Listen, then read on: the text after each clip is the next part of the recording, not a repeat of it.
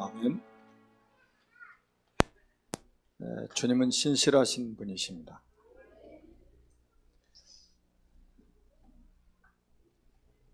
오늘은 고난당하신 그리스도입니다.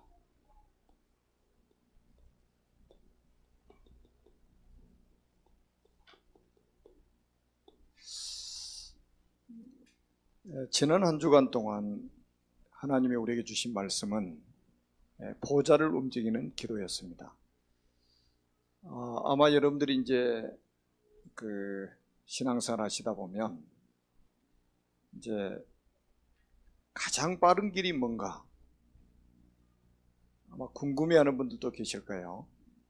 신앙생활을 가장 잘할 수 있는 방법이 뭔가. 여러분들이 엎드리는 그 순간에 주님은 일을 하십니다. 그게 가장 빠른 길이에요. 그래서 이제 무릎으로 사는 그리스도인들이 되어야 됩니다. 그러니까 내가 뭔가를 다 이루어 가려고 그러면 천년 만년 걸릴 거 주님이 역사하시면 1분이면 끝납니다. 그래서 정말로 신앙생활이 그래야만이 행복하고 즐겁게 지속이 될 수가 있습니다. 오늘은 이제 여러분들이 다시 한번 요한복음 17장 2절에 보니까 저는 한 주간 동안 이 말씀을 계속 묵상을 했어요. 아버지께서 아들에게 주신 모든 자에게, 아버지께서 아들에게 주신 모든 자라고 이렇게 나옵니다. 여러분이 구원받은 것이 얼마나 큰 축복인 줄 아십니까? 하나님이 그리스도에게 여러분을 주셨다 이 말이에요. 우연히 구원받은 게 아니에요. 아버지께서 아들에게 주신 모든 자가 바로 여러분들입니다. 이 사람들에게 영생을 주게 하시려고 이렇게 나와 있어요. 성경 기록한 목적입니다. 그리스도가 이 땅에 오신 목적이에요. 영생을 주게 하시려고. 우리 감기도 고쳐주시고 배 아프면 배도 낫게 하시고 또 자녀들을 위해서 기도하면 응답도 하시고 하실 수 있는 분이지만 그건 다 서론입니다. 집을 달라면 집도 주시고 자동차를 달라면 자동차도 주실 수 있는 분입니다.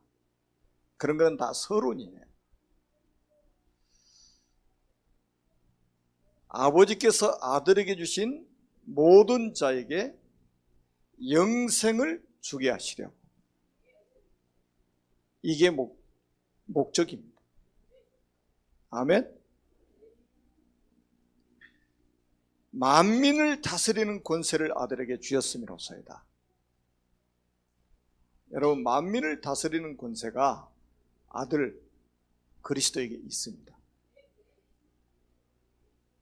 세상 권세 잡은 자들, 자기들이 모든 권세를 다 가지고 있는 줄 착각하고 있습니다. 하늘과 땅의 모든 권세를 아들 되시는 그리스도에게 하나님이 다 주셨습니다. 우리에게 영생을 주게 하시려고. 요한복음 17장 3절에 보니까 그러면 영생은 뭐냐 도대체? 영생이라는 게 도대체 뭐냐? 우리에게 영생을 주시려고 하신다. 영생이 뭐냐? 영생은 참 하나님과 그의 보내신 자 예수 그리스도를 아는 것입니다. 너무 간단하지 않아요? 참 하나님과 그의 보내신 자 예수 그리스도를 아는 것이 영생이래요. 여기서 안다라는 단어가 다른 데는 동침이라고도 번역이 돼 있어요. 다시 말하면 체험적으로 아는 걸 말하는 거죠. 우리가 예수 그리스도를 안다는 것은 무슨 의미냐? 예수 그리스도를 아는 것이 영생이란 말이죠.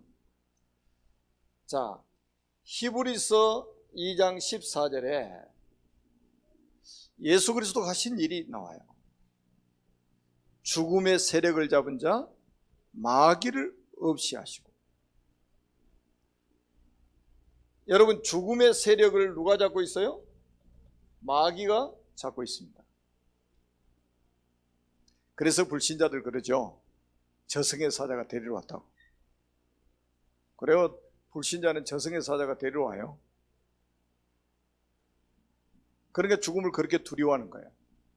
그렇게 하나님 없다고 악을 쓰고 반대하더니 죽을 때는 두려워합니다. 저승의 사자가 데리러 왔다고. 저는 태어나가지고 참 이빨을 그렇게 부두둑 갈면서 죽은 사람 처음 봤어요.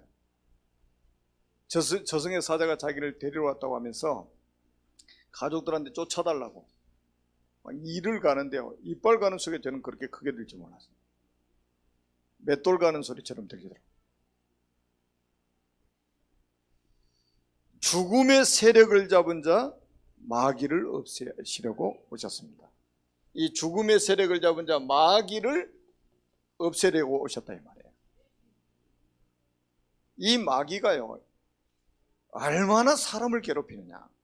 이 2장 15절에 보니까 한평생 매여 죽기를 무서워함으로 종로로 간다고 그랬어요. 여러분, 죽기를 무서워하니까 이 마귀가 시키는 대로 해야 되는 거예요. 점을 치고 구슬하고, 사람을 죽으면 묘자리 봐야지, 집을 사도 집터를 봐야지, 이사를 가도 방향을 봐야지, 날짜를 봐야지, 결혼할 때 궁합 봐야지, 사람이 태어나면 장명해야지. 그게 뭐예요? 한평생 매여 죽기를 무서워함으로 종로로 다는 자들 놓아주려고 오셨답니다. 이 사실을 알고 사는 사람이 몇 사람이나 될까요? 어떤 사람은 이름이 나빠가지고 인생이 안 된다고 이름을 장명소에 가서 바꾸는 사람들이 중간에 간혹 있죠. 간단합니다. 이름 아무리 바꿔도 안 돼요. 한평생 매여 죽기를 무서워함으로 종로로 다는 자들을 놓아주려고 오신 그리스도를 믿으면 끝이 납니다. 이거를 말해주는 게 전도예요. 우리가 예수를 왜 믿습니까?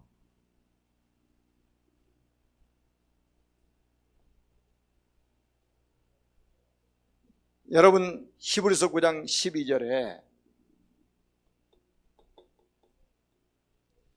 염소와 송아지 피로 아니하고 오직 자기 피로 속죄를 이루셨다고 그랬어요. 그것도 영원한 속죄를 이루셨다고 그랬습니다.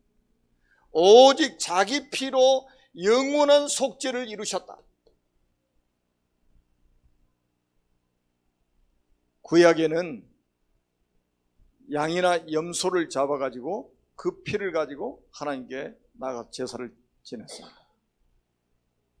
그러나 이제는 그렇게 할 필요가 없어요. 왜냐하면 염소와 송아지 피로 아니하고 오직 자기 피로 영원한 속죄를 이루셨다. 여러분의 모든 죄 문제를 끝내버렸다 이 말이에요. 속죄.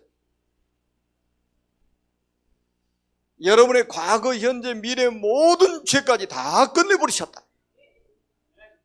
예수님 2번 죽으실 이유가 없어요. 단 한 번에 영원한 속죄를 이루셨습니다. 이거를 아는 것이 영생이라 이 말이에요. 요한복음 14장 6절에 예수께서 이르시되 내가 곧 길이요 진리요 생명이니 나로 말미암지 않고는 아버지께로 올 자가 없느니라 그랬어요. 하나님 만나는 길이 그리스도입니다. 이 3가지 문제를 십자가에서 해결하셨잖아요. 놀랍지 않아요? 여러분, 십자가 이 사실을 믿는 순간에 완전히 사단의 세력에서 해방을 받습니다. 십자가가 믿어지는 순간에 모든 죄와 사망의 법에서 해방을 받게 됩니다. 십자가가 믿어지는 그 순간에 하나님 만나는 길이 열려서 지옥 가는 거기서 해방을 받게 돼요. 그래서 고린도전서 1장 18절에는 십자가의 도가 멸망하는 자들에게 미련한 것이요 구원을 받는 우리에게는 하나님의 능력이 됩니다. 아멘. 여러분, 로마서 5장 8절에는 뭐라고 말씀했죠? 우리가 아직 죄인 되었을 때 그리스도께서 우리를 위해 죽으심으로 하나님께서 우리에게 대한 자기의 사랑을 확정하셨느니라. 이 세상에는요, 로마서 3장 10절에 보면 의인은 없나니 하나도 없다고 그랬습니다. 로마서 3장 23절에는 모든 사람이 죄를 범하였음에 하나님의 영광이 이르지 못하더니, 로마서 6장 23절에 보면 죄의 삭은 사망이요 죄로 인해서 이 땅에 죽음이 왔습니다. 죄로 인해서 죽음이 왔어요. 근데 한 번 태어난 사람은 두 번 죽습니다. 첫째 사망이 있고 둘째 사망이 있어요. 첫째 사망은 육신적인 죽음입니다. 둘째 사망은 지옥 가는 거예요. 여기서 우리를 해방시키신 분이 그리스도입니다. 얼마나 큰 축복을 여러분들이 받으셨는지 깨달으셔야 된다 이 말이에요. 아버지께서 주신 모든 자에게 영생을 주게 하시려고 하나님께서 모든 권세를 아들에게 주셨다. 3절에는 뭐라고 그랬다고요? 영생은 유일하신 참 하나님과 그의 보내신 자 예수 그리스도를 아는 것입니다. 예수 그리스도를 아는 것이 영생이래. 영생.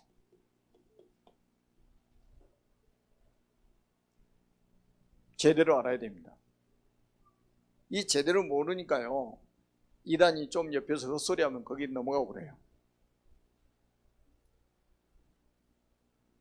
요즘에 그 뭐 신먼천지 있잖아요. 그 찬송가 보니까 이제 자기 이름 넣었더구만 거기다가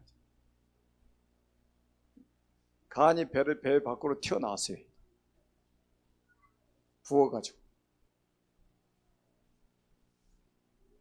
하나님은 영광을 우상에게 빼앗기지 않습니다. 하나님의 영광을 도적질하려고 하는 사람은 하나님이 불러가시는 겁니다. 헤롯왕처럼. 오직 모든 영광은 하나님만 받으셔야 됩니다. 그리고 예수님은 사흘 만에 부활하셨습니다. 사망의 권세를 깨뜨리시고 부활하셨습니다. 사단의 권세를 깨뜨리시고 부활하셨습니다. 죽음을 이기시고 부활하셨습니다. 지옥의 권세를 깨뜨리시고 부활하셨습니다. 아멘입니까? 그래서 부활하신 그리스도를 믿으면 모든 인생 문제 끝이요. 그리스도라는 증거로 부활하셨다. 그리고 이분이 하늘 보좌에 앉으셨어요. 그리고 이분을 영접하는 순간에 하나님의 자녀가 되는 권세를 주셨다고 성경은 말씀하고 있습니다. 영접하는 자고 그 이름을 믿는 자들에게는 하나님의 자녀가 되는 권세를 주셨습니다.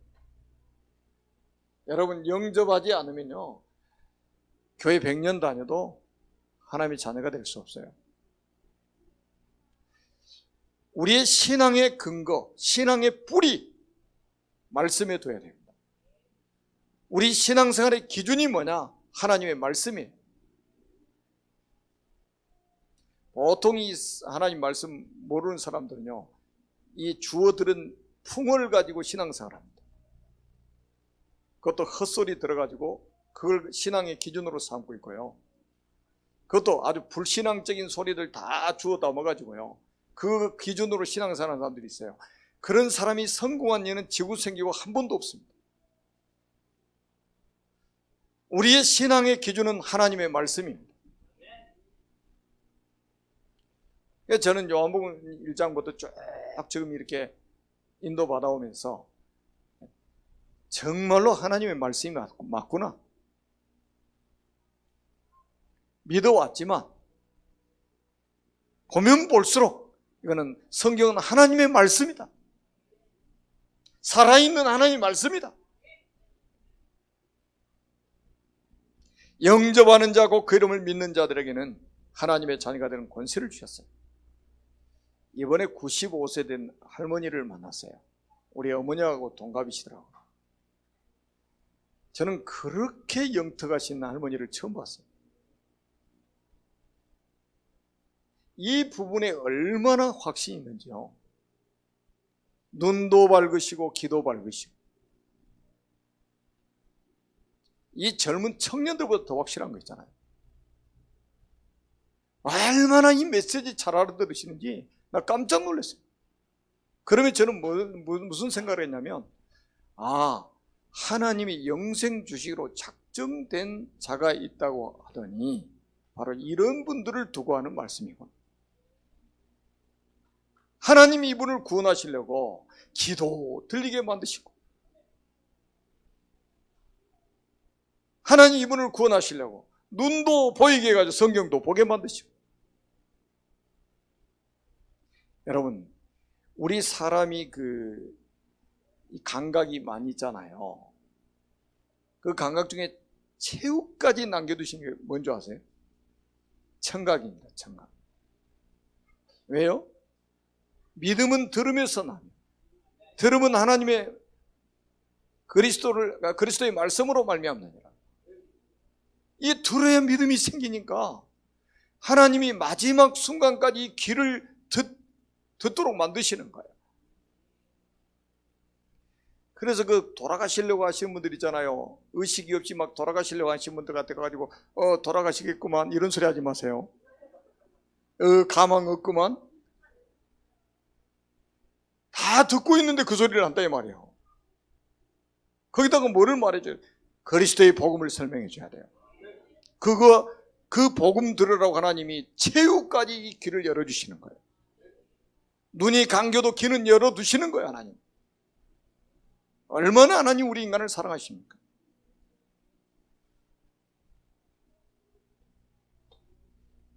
하나님의 자녀들에게 어떤 축복을 주셨느냐?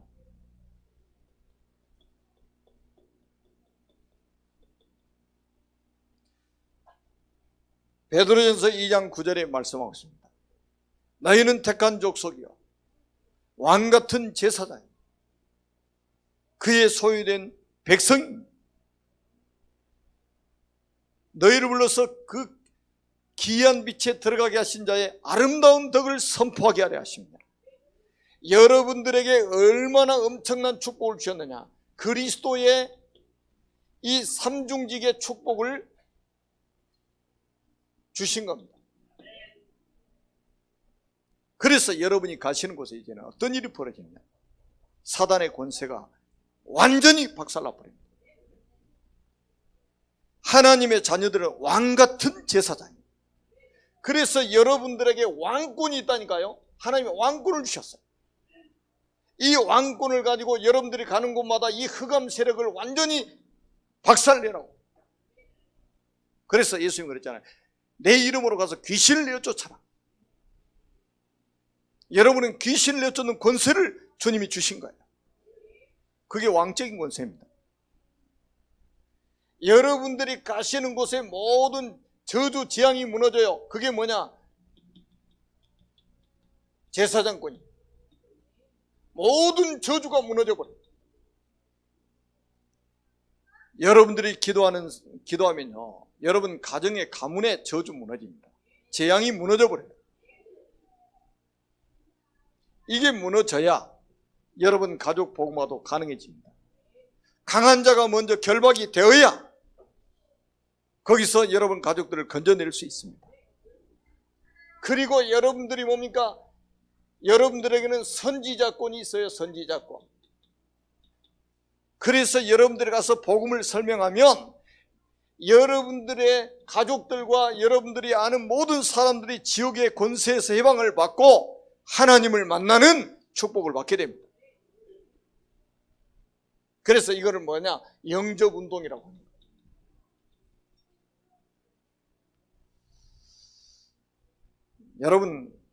여러분 자신을 뭐 과대평가라는 게 아니에요. 또 어떤 사람은 너무 과소평가를 하고 그러는데, 여러분 영적 사실을 가지고 여러분들을 평가를 해야 됩니다. 여러분이 누구의 자녀입니까? 하나님의 자녀예요.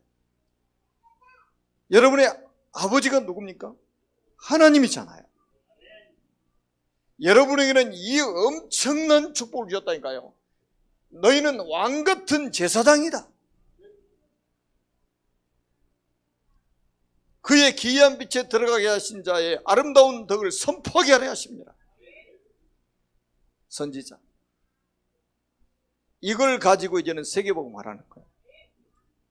그러니까 여러분들이 뭐 이렇게 뭐 실수 좀 해도요, 괜찮아요.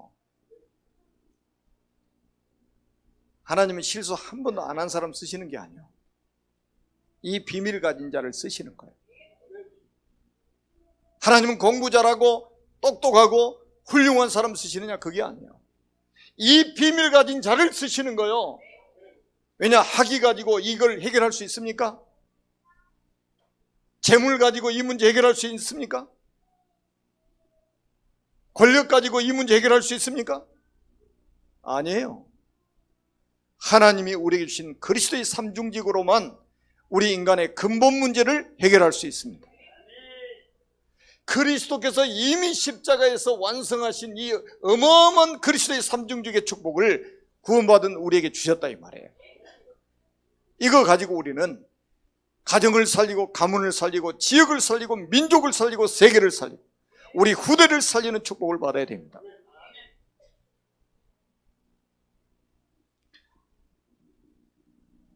뭐 좀 여러분들이 뭐 전도로 가면 막 처음에 자신 없으면 어떻게 합니까?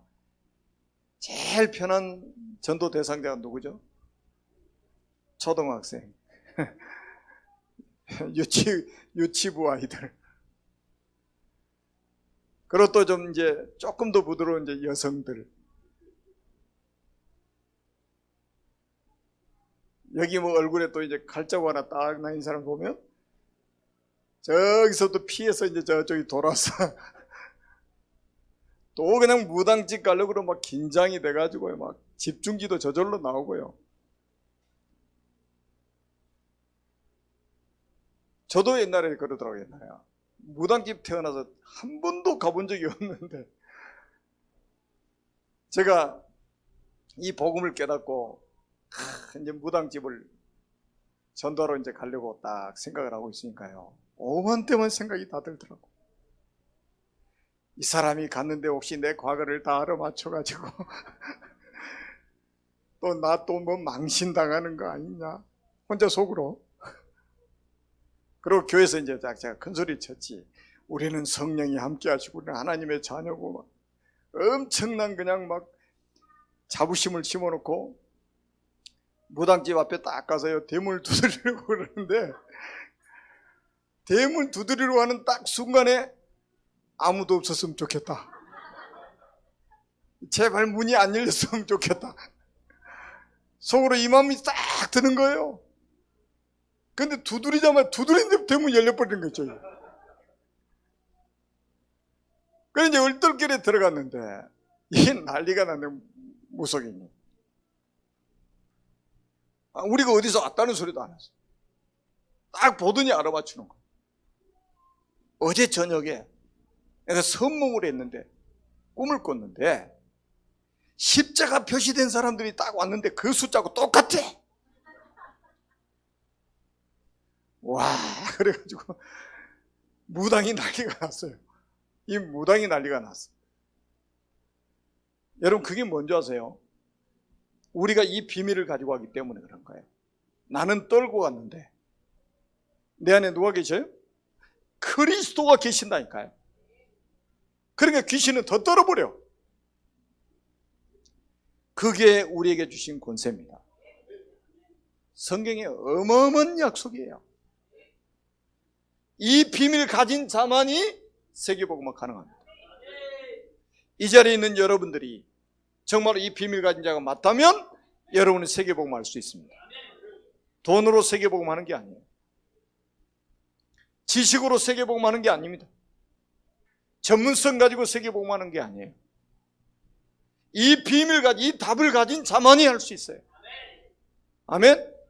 이 답을 가진 자가 지식을 가졌으면 더 복음 전하기 좋고, 이 답을 가진 자가 전문성을 가지고 있으면 금상첨화죠. 자, 이제 이 요한복음을 쭉 보면요, 이 사람들이 그리스도를 향한 기대치가 얼마나 높았겠습니까? 제자들이 그리스도를 향한 기대치가 얼마나 높았겠습니까? 저는 약 1000% 이상이 됐을 것입니다. 왜냐하면 한번 생각해 보세요. 요한복음 2장에 보니까 물을 가지고 뭐를 만드셨어요? 포도주 만드셨잖아요. 자, 여기 앉아 계신 분 중에서 물로 포도주를 만들 수 있는 분이 있으면 손 들어보세요. 내가 오늘부터 그리스도라고 인정해 줄게.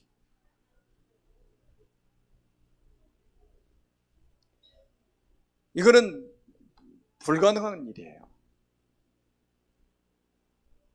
그런데 물을 가지고 첫 번째 기적을 포도주로 만들어 버렸어요.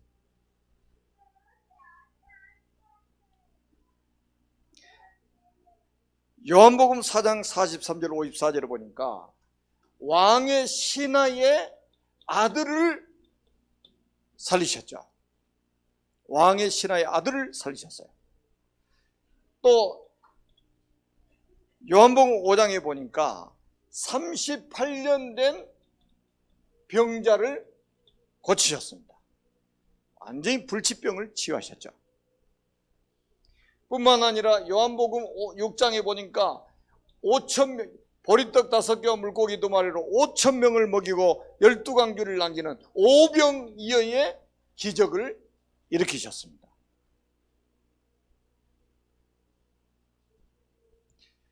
요한복음 9장에 보니까 날 때부터 소경, 맹인의 눈을 뜨게 만드셨어요. 눈을 뜨게 만드셨습니다. 이게 사람이 할 수 있는 일들입니까? 태어나면서부터 맹인으로 태어난 사람의 눈을 뜨게 만들었다니까요. 또 요한복음 11장에 보니까 죽은 나사로를 나흘 만에 살리셨습니다. 자, 오늘 또 이런 일이 일어날 수 있어요, 없어요? 있습니다. 믿으면 하나님의 영광을 보게 될 것입니다. 제자들은 이거를 다 봐왔습니다. 얼마나 그리스도를 향한 기대치가 높았겠습니까? 수많은 사람들이 예수님이 하신 이런 기적들을 눈으로 직접 보았습니다. 얼마나 그리스도를 향한 기대치가 높았겠냔 말이에요. 자, 이 정도 되면요, 한마디로 예수님 따라다니는 게요, 왕 된 것보다 더 좋은 거예요. 아, 이분 따라다니면 모든 문제 다 해결돼 버리잖아요. 이렇게 좋을 수 있습니까? 그러니까 오병이의 기적을 일으키고 나니까 나중에 보세요. 예수님 잡아다가 임금 삼으려고 그러잖아요. 왜? 자기 의식주 문제만 해결되면 뭐 끝이니까. 평생 임금으로 삼겠다는 거지. 여러분, 이거를 통해서 예수님이 보여주시고자 하는 것은 따로 있었는데 사람들은 거기에 관심이 별로 없어요. 전부 여기에 관심이 있는 거죠. 그러다가 나중에 보세요. 오늘 본문에 보니까 이런 기대치를 가지고 있다가 낙심하고 절망하고 좌절하는 모습이 보이죠. 이것도 역시 1000%. 왜냐하면 아니 이렇게 대단한 분이 아주 무기력하게 보이거든요. 가룟 유다가 배신해 버렸잖아요. 그것도 12사도 중에 한 명이 배신했잖아요. 은 30냥에 예수님 팔아버렸어요.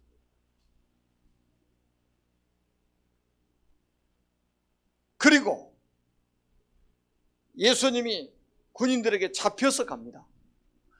아니 보세요. 물로 포도주를 만들고 왕의 신하의 아들을 고치고 38년 된 병자를 고치고 5,000명을 먹이고 12광주 남기는 기적을 행하시고 태어날 때부터 소경으로 태어난 사람 눈을 뜨게 만드시고 죽은 지 나흘이나 돼가지고 썩은 냄새가 펄펄 나는 사람을 살려내기도 하셨던 그분이 군인들에게 아무 힘없이 지금 잡혀가는 이 모습을 한번 보세요. 정말로 무기력하게 보이죠. 그러니 낙심할 만하죠. 그러니 절망할 수밖에 없어요. 그러니 좌절할 수밖에 없어요. 그래서 결국은 이 베드로가, 그렇게 호언장담하고 따라다녔던 베드로가 예수님을 부인하게 됩니다. 그것도 수제자가. 나 모른대. 예수님 모른대. 나 예수님 모르는 사람이야.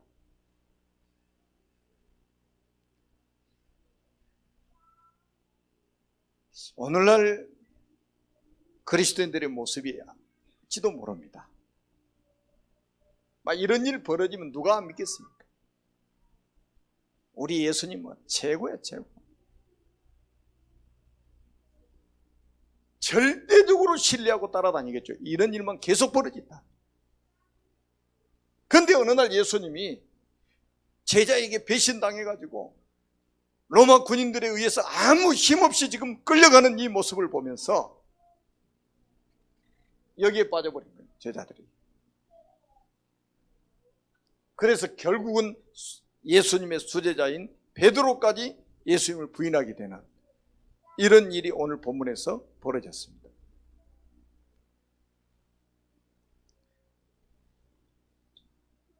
그래서 여러분들이 이런 일을 안 당하려면 오늘부터 꼭 회복하시기 바랍니다.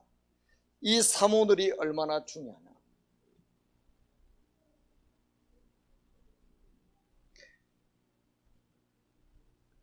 수제자인 베드로가 어떻게 예수님을 부인한다고, 물론 성경에 예언되어 있지만 어떻게 이런 일이 벌어질 수 있겠냐 이 말이에요. 이렇게 엄청난 일을 보고도 말이죠.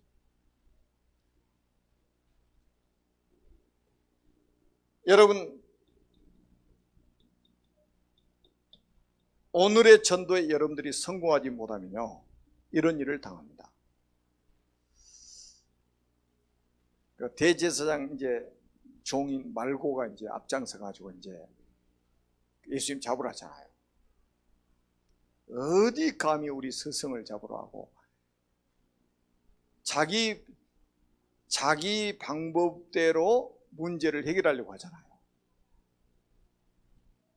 베드로는 어부 출신이니까 아마 회를 잘 떠먹었는지 예수님 따라다니면서도 칼을 하나 차고 다녔어요. 회칼인가 봐요. 말고의 오른쪽 귀를 잘라버렸어요. 왜냐하면 자기 방법대로 문제를 해결하려고 하는 거예요. 여러분, 지금 뭡니까? 오늘의 전도에 지금 실패하고 있는 거예요.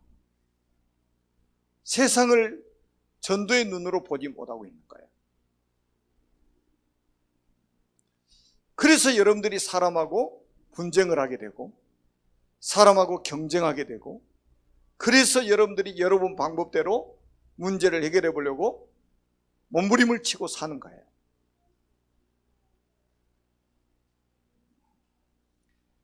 오늘의 전도의 눈을 가지고 모든 사람을 봐야 돼요. 여기에 실패했던 거예요. 그 다음엔 또 뭡니까? 오늘의 말씀에 실패한 거예요. 이런 일이 있을 것을 이미 성경에 예언을 다 했거든요. 예수님이 잡히시고 고난당하실 것을 이미 성경의 말씀을 다 하셨어요. 구약에서부터 예언을 다 하셨고 예수님 공생애 때 말씀을 다 하셨습니다. 그런데 딱 문제가 생기니까 뭐가 생각이 안 나요? 말씀이 생각이 안 나요. 말씀이 생각이 안 나고 예수님이 무기력하게 보이는 거예요. 말씀을 이루고 계시는데 이걸 무기력하게 본 거예요. 그러면 내가 사는 방법은 예수님 모른다고 부인하는 길밖에 없는 거예요.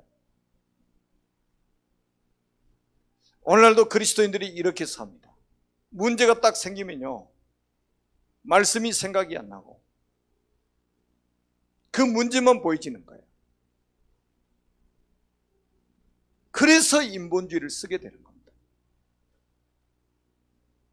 여러분, 왜 오늘의 말씀에 우리가 성공해야 되느냐? 왜 오늘의 말씀이 내게 있어야 되느냐? 하나님의 말씀은 100% 성취됩니다. 그래서 우리가 오늘의 말씀의 성공을 다 하게 되면 흔들리지 않습니다. 왜? 말씀이 성취되고 있는데, 이것도 하나님 말씀이 성취되고 있는 과정이구나, 이게. 확신 딱 생기는 거죠. 그럼 부인 안 할 거 아니에요. 그리고 오늘의 기도에 성공해야 돼요. 여러분이 말씀 붙잡고 기도하고 있으면요, 하나님이 여러분에게 뭐를 주시냐? 능력을 주십니다. 약속이에요. 아버지 약속하신 거. 하나님이 능력을 주시겠다고 약속하셨습니다. 그래서요, 우리가 좀 미련하게 보이는 것 같잖아요. 매일같이 기도수첩 가지고 또 매일같이 강단 메시지 막 틀어놓고 듣고 하니까요, 이게 좀 미련하게 보이잖아요. 영화도 좀 보고 말이죠. 드라마 매일같이 막 좀 시리즈로 이렇게 봐가면서 얼마나 드라마도 재미있는 대목에 딱 끊어버리니까 또 다음 시간이 기대가 되고 막 그러잖아요. 그거 안 보면 또 막 밥맛이 없고 막 머릿속에서 막 아른아른 거려가지고 이게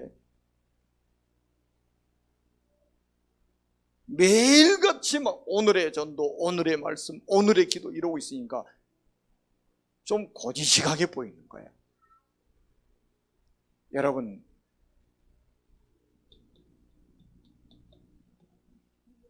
인생 사는 길에 끊임없이 문제가 찾아옵니다. 드라마 보고 문제를 이길 수가 없어요. 드라마는 허상입니다. 드라마는 허상이에요. 영화도 보면 허상입니다. 하나님의 말씀은 실상이에요. 여러분 인생길에 문제가 왔을 때 그 문제를 넘어서고 그 문제를 이길 수 있는 길은 이 삼원들밖에 없어요. 이 눈으로 봐야 돼요.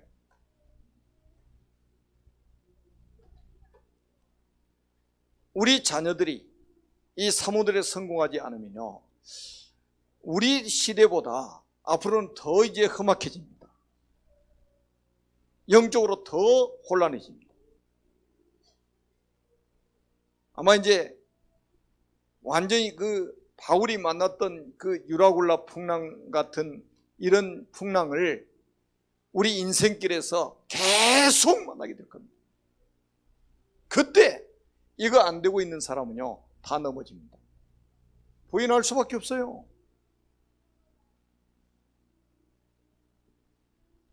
얼마나 비굴합니까? 자, 그런데도 걱정할 게 없는 것이, 여기 보세요. 가룟 유다가 예수님을 배신했잖아요. 베드로가 예수님을 부인했습니다. 제가 볼 때는 행위로 보면 베드로가 좀 더 나쁜 것 같아요. 왜냐하면 가룟 유다는 살짝 돈 주고 팔았어요. 그리고 예수님 계신 거 싹 알려준 거예요. 그리고 자기는 뒤로 살짝 빠져있고. 그런데 베드로는 성경에 딱 보니까요, 부인하고 저주하고 맹세해버렸어. 그냥 더 나쁜 놈이 이게. 그런데 제가 딱 보니까요, 이 두 사람은 이게 다르더구만요. 영적 DNA가 달라. 가룟 유다의 영적 DNA하고 베드로의 영적 DNA가 달라요, 이게. 그러니까 행위로 하면 베드로가 더 나쁜데 베드로는 구원을 받았고. 아멘? 왜? 영적 DNA예요, 그게. 하나님이 베드로 속에 생명을 주신 거예요. 그러니까 베드로가 부인한 거, 그것도 문제가 될 수 없어요. 베드로가 부인한다고 해서 예수님의 구속 사역이 실패로 끝나느냐? 절대 불가능입니다. 아멘? 여러분이 실수한다고 해서 하나님의 구원 계획에 차질이 생기느냐? 절대 불가능입니다. 아멘. 염려하지 마세요. 오늘 본문에도 보니까 또 예수님이 말씀을 하셨어요. 당신이 잡히시면서 뭐라고 그랬어요? 당신이 잡히시면서 뭐라고 그랬죠? 8절에 보니까 너희에게 내가 근이라 하였으니 나를 찾거든 이 사람들이 가는 것은 용납하라. 제자들이 가는 것은 용납하라. 9절에 중요한 말씀이 있어요. 이는 아버지께서 내게 주신 자 중에서 하나도 잃지 아니하였사옵나이다 하신 말씀을 응하게 하려 함이라. 여러분, 하나님이 주신 자 중에서 하나라도 잃지 않으신 것이 하나님의 뜻입니다. 그러니까 한 번 받은 구원은 영원한 거예요. 여러분들이 이 축복 속에 지금 들어와 있는 겁니다. 그러니까 나는 성경도 잘 안 읽어지고요. 나는 기도도 잘 안 되지고요. 그거 아는 게 구원받은 증거예요. 구원 못 받은 사람이 뭐 때문에 성경 읽겠어요? 구원 못 받은 사람이 뭐 때문에 기도하겠어요? 나는 주일날 좀 예배도 잘 못 드리고. 구원 못 받은 사람은 무슨 그 걱정을 하겠냐 말이죠. 구원 받았으니까 그 걱정하고 있지. 그러니까 걱정하지 마세요. 그래서 이제는 예수님이 뭐를 하셨느냐? 고난 캠프를 하신 겁니다. 그래서 여러분들이요, 앞으로 여러분 인생길에 사는 동안에 고난이 올 때 해석을 잘해야 됩니다. 해석을 바르게 해야 거기서 올바른 판단이 오는 거예요. 여러분, 고난이 왔을 때 해석 잘못해버리면요, 잘못된 판단을 하게 되고, 잘못된 판단을 하게 되면 잘못된 결과가 오게 돼 있어요. 자, 우리가 이제 고난의 종류가 있어요. 고난의 종류. 고난의 종류가 많겠지만 몇 가지만 말씀을 드리겠습니다. 하나님의 뜻을 이루는 고난이 있습니다.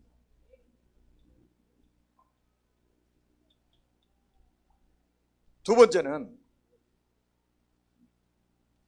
죄를 짓거나 우리가 실수해서 오는 고난도 있습니다.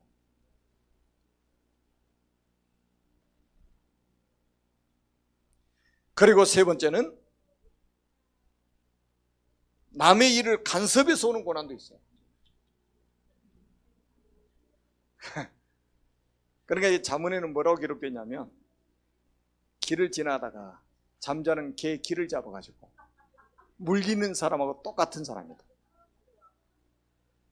하여튼 이상한 사람들이 있어요. 남의 일을 그렇게 간섭하는 사람들이 있어요. 그러니까 신앙생활도 자기 신앙생활 잘하면 되잖아요. 이렇게 딱 잘하고 있으면 되는데 자기도 별로 그렇게 못하는데 왜 잠자는 개를 길을 잡아가지고 물리냐 말이에요. 여러분 오늘부터 남의 일 간섭하지 마세요. 그러다 오는 고난은 개한테 물리는 거하고 똑같은 거예요.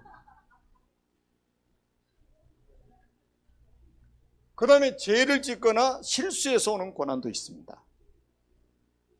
그리고 하나님의 뜻을 이루는 고난이 있어요. 자, 이런 고난이 이렇게 해석이 되면 여기서 뭡니까? 이제는 캠프가 시작된다 이 말이에요.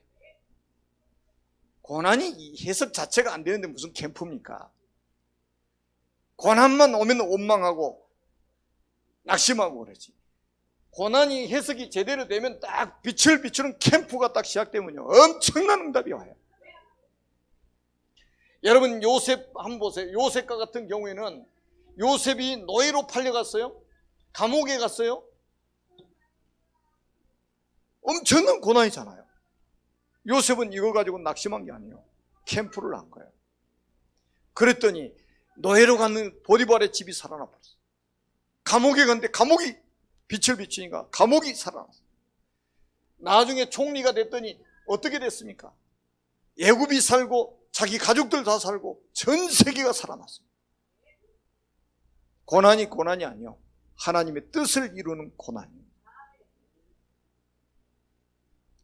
우리 이 자리에 앉아 계신 분들 이제는요 지금 우리 캠프 중이잖아요. 우리는 인생 캠프 인생이 돼야 됩니다. 모든 것이 캠프로 연결돼야 돼요. 여러분 다니엘과 세 친구도 한번 보세요. 다니엘과 세 친구 바빌론의 포로로 잡혀갔습니다. 얼마나 고난입니까? 그런데 하나님의 뜻을 이루는 고난이었기 때문에 이들에게는 고난이 아니었어요.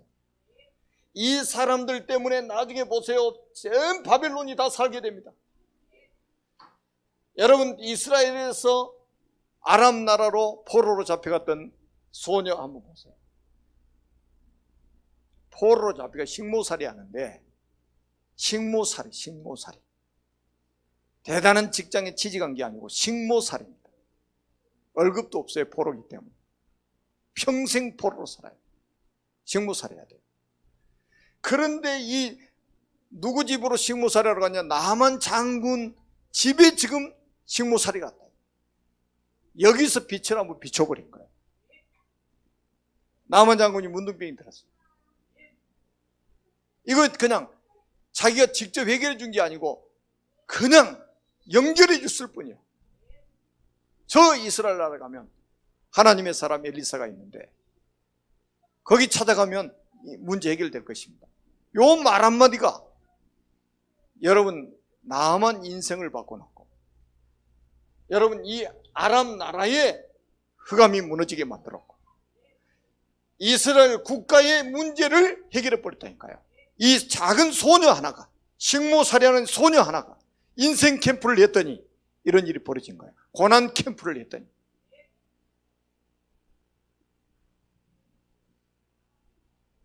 여러분 문제를 문제로 여기면 안 돼요.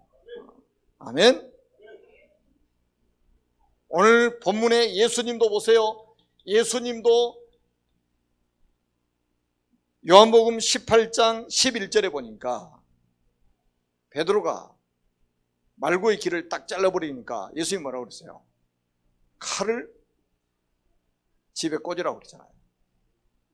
그러면서 예수님이 뭐라고 그랬어요? 아버지가 주신 잔을 내가 마시지 않냐겠느냐. 아버지가 주신 잔을 내가 마시지 않겠느냐. 이건 아버지가 주신 잔이래요. 다시 말해 하나님의 뜻을 이루는 구속 사역을 이루는 하나님의 계획이라 이 말이에요. 여러분 예수님이 계속 살아계시면 안 돼요. 예수님이 죽으셔야만 된단 말이에요. 그래야 저 창세기 3장 문제 해결돼요. 예수님이 죽으셔야만 사단이 꺾여요. 저 죄 문제가 해결돼요. 하나님 만나는 길이 열려요. 그 잔을 예수님 마시지 않으면 어떻게 되겠어요? 이게 캠프라 이 말이에요. 여러분, 그래서 이게 중요한 게 뭡니까? 고난 속에 있는 하나님의 계획을 발견하는 것이 캠프입니다. 하나님의 계획을 내가 고난당함으로 이루어진다면 이것도 감사의 제목이다. 여러분, 자, 제가 이 1번을 이렇게 지금 쭉 기록해 놨잖아요. 이런 일만 계속 벌어지면요, 사이비들 때문에 여러분 신앙생활 제대로 못할 겁니다. 가짜들 때문에. 여러분, 계속 교회 안에서 이런 일만 벌어진다고 보세요. 그러면 교회 앉을 자리 없어요. 여러분, 들어오지도 못할 거예요, 여기에. 이렇게 하다가 나중에 보세요. 예수님이 딱 잡혀가니까 완전히 무기력한 모습처럼 보이잖아요. 그러니까 수제자인 베드로까지도 부인해버리잖아요. 예수님 부인해버리잖아요. 그게 자기의 살 길이라고 생각한 거죠. 여러분, 예수님이 고난을 당하시는 것이 하나님의 계획을, 구원 계획을 이루시는 유일한 길이라 이 말이에요. 그런데 그 길을 피하겠느냐 이 말이에요. 우리에게 이런 일이 온다면 어떻게 하시겠습니까? 저런 일 벌어질 때는 할렐루야다. 내게 만약에 이런 고난 같은, 고난도 아닌 고난 같은 이런 게 딱 오려고 하면 어떻게 됩니까? 여러분이 다 감사함으로 받으실 거라고 믿습니다. 내가 희생을 당하는 것이 우리 가족 구원을 이루는데 필요하다면 내가 희생을 당하겠다. 아멘? 내가 손해를 보는 것이 내 친구가 구원받는데 정말로 유익하다면 내가 손해를 보겠다. 거기서 고난 속에서 하나님의 계획을 찾는 그런 캠프가 시작되기를 주님의 이름으로 시작되기를 축원합니다. 자, 결론입니다. 요무 18장 36절입니다. 자, 성경 한번 보세요. 18장 36절에 같이 한번 읽어보겠습니다. 예수께서 대답하시되 내 나라는 이 세상에 속한 것이 아니니라. 만일 내 나라가 이 세상에 속한 것이었더라면 내 종들이 싸워 나로 유대인들에게 넘겨지지 않게 하였으리라. 이제 내 나라는 여기에 속한 것이 아니니라. 아멘. 만약에 이 세상이 하나님의 나라가 따로 없고 이 세상이 끝이라면 예수님이 내 종들을 보내가지고, 그러니까 그 말이 뭐예요? 천사를 보내가지고 싸워서 이겼을 것이다. 그런데 내 나라는 여기에 속한 것이 아니다. 여러분, 하나님의 나라, 우리의 본향입니다. 천국. 우리는 이 나라에 속해 있는 사람이 아닙니다. 우리의 본향이 천국이 따로 있어요. 여기에 우리는 소망을 가지고 살아가야 돼요. 그래서 죽음도 괜찮은 거예요. 자, 그 다음에 또 한번 보세요. 18장 37절입니다.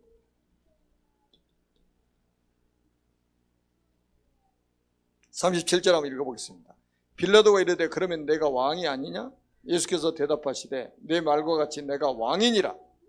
내가 이를 위하여 태어났으며 이를 위하여 세상에 왔나니 곧 진리에 대하여 증언하려 함이로라. 무릇 진리에 속한 자는 내 음성을 듣느니라 하시니.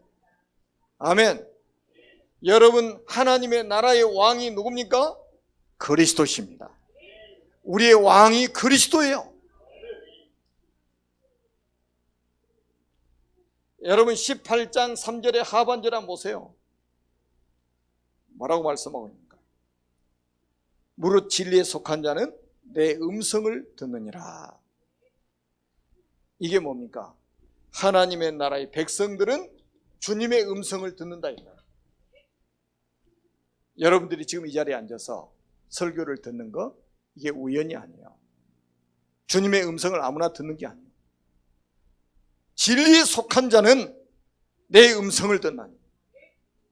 아멘. 완벽하게 하나님의 나라를 설명하고 있습니다. 우리는 여기에 소속되어 있는 사람들이에요. 오늘도 이 땅의 소망을 가지고 우리가 살아가는 것이 아니라 우리 하나님의 나라의 소망을 가지고 살아가는 멋있는 전도자들이 되시기를 주님의 이름으로 축복합니다. 기도하겠습니다. 살아계신 하나님 아버지, 은혜를 감사합니다. 오늘도 하나님께서 우리에게 말씀으로 축복해 주시니 감사합니다. 이 말씀을 언약으로 붙잡고 한 주간 동안 세상 살리는 캠프가 시작되게 주옵소서. 주 예수 그리스도의 이름으로 간절히 축복하며 기도드립니다. 아멘.